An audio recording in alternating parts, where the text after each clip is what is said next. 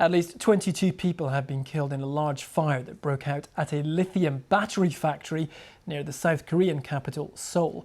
Speaking after the incident, a local firefighter gave more information. Including the first victim and 21 missing people out of 22, we have recovered a total of 22 bodies and sent the bodies to hospital funeral homes. We were going to wrap things up, but a factory official told us of one person who was unaccounted for. We could not confirm whether the person was somewhere and couldn't be contacted or inside the factory. The rescue workers are going back in to search for the person. While South Korea's President Yoon Suk-yeol also visited the site, Mr. Yoon inspected the area and spoke to authorities there, urging them to thoroughly investigate the cause of the blaze. It appears to have started after batteries exploded while workers were examining and packaging them at the factory. Our reporter in Seoul, David O, told us that most of those killed were Chinese nationals. As of 7 p.m. local time in South Korea, the authorities confirmed 22 people confirmed dead, and among the 22 people, most of them are foreign nationals, most of them are Chinese nationals. I mean, initially the fire started at 10 in the morning, and the fire brigade went to the place, and initially the report was saying that there was one dead and 20 people are missing. But it turned out that the massive fire has engulfed the entire factory. I mean, not the factory itself, but it is a massive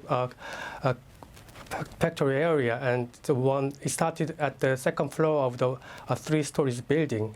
And as you can see the pictures, the fire became a massive fire, and in the afternoon, the fire brigades found more bodies, and it turns out that there are more than 20 people are dead.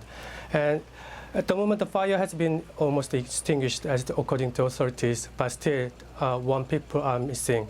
Authorities are still looking for the missing. But we still don't know whether the person is inside the factory at the moment or outside of a factory, because they're just saying that he lost the contact.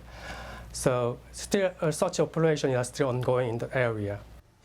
Well, let's speak now to Professor Paul Christensen, Professor of Pure and Applied Electrochemistry at Newcastle University here in the UK. Paul, thank you very much for being with us. We hear occasionally these stories about battery fires starting, many it seems almost spontaneously. Why are these batteries so dangerous? I would first of all dispute that they're so dangerous, but the great thing about lithium-ion batteries, and I am a fan, is that they store a huge amount of energy in a very small space. But it's a double-edged sword. The other side, what makes them hazardous, shall we say, is that they store a large amount of energy in a very small space. And if that energy gets out in an uncontrolled fashion, then it can result in fire or explosion. And the thing to realize here is that, first of all, lithium-ion batteries do not commit suicide. They are murdered. In other words, it's down to the human factor, human error. And it may not be anything to do with malpractice, just simply a lack of training, a lack of education.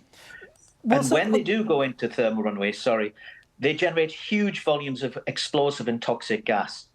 And that's the problem. So there's two parts to this then. So first of all, how do they have to be handled to keep them safe? Because, I mean, just in the studio alone, I'm probably surrounded by at least a dozen of them. And when they do burst into flames, perhaps not spontaneously, how do they have to be put out? How does that situation get treated? You've got two very tricky questions there. Now, first of all, lithium-ion batteries only go into thermal runaway, which is the problem, when they're abused.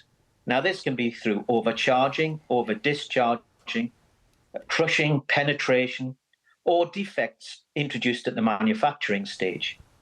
Now, when they go into thermal runaway, if you've got a small lithium-ion battery, drop it in a bucket of water.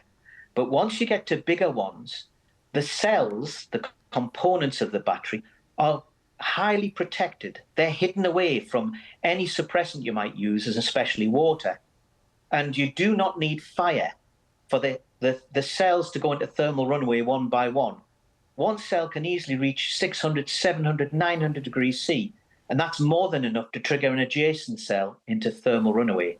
And when they vent the gas that's produced, as I've just said, if that gas is ignited immediately, you get blowtorch-like flames. And that means that fire can spread very quickly indeed.